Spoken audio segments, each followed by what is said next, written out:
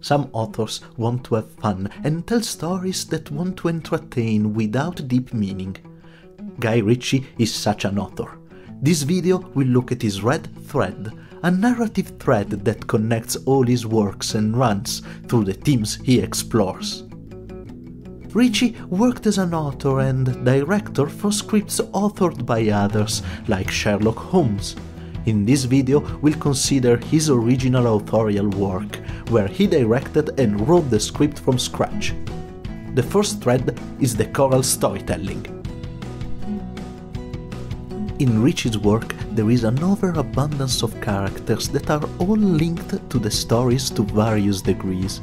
Most of them are often looking for the same objective, often without knowing they are, and others get involved in that search without knowing. What matters is that every character in the story has a role that has an impact, small or big, on the entire plot, and the rest of the characters will have to deal with it.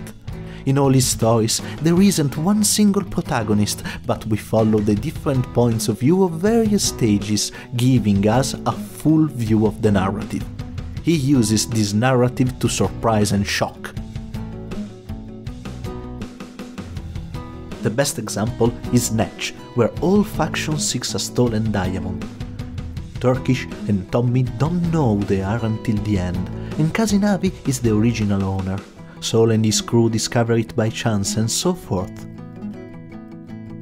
We have a minor character with the diamond, Frankie Fourfinger, whose gambling addiction will affect the rest of the story. The point of view jumps back and forth from all the crews involved, often giving us a complete picture or surprising us. The second thread is about underdogs. In all of Ritchie's movies, there are people at the bottom of their field, usually small crooks that are put in a sympathetic light, making the audience root for them.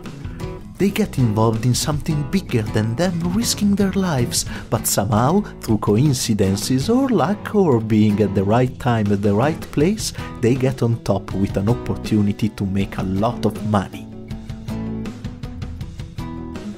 The best example is Lock, Stock and Two Smoking Barrels, where a group of 4 friends, Eddie, Tom, Soap and Bacon, get tricked during a poker game by a crime boss and have to find a way to pay him back. They might end up with a costly pair of hunting shotguns through a robbery and coincidences linked to it. The last thread is time jumps. Ritchie uses time as a narrative tool, jumping from a point in time to the past to surprise the audience.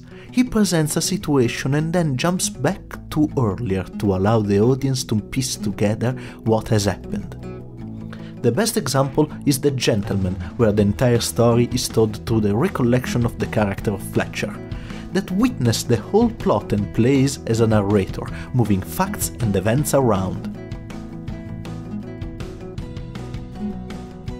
On a personal note, Guy Ritchie is a highly entertaining movie maker, capable of keeping the pace of stories to a continuously high level, using an immediately recognizable dialogue, mixing comedy and violence throughout the story and keeping the interest high on what's going to happen.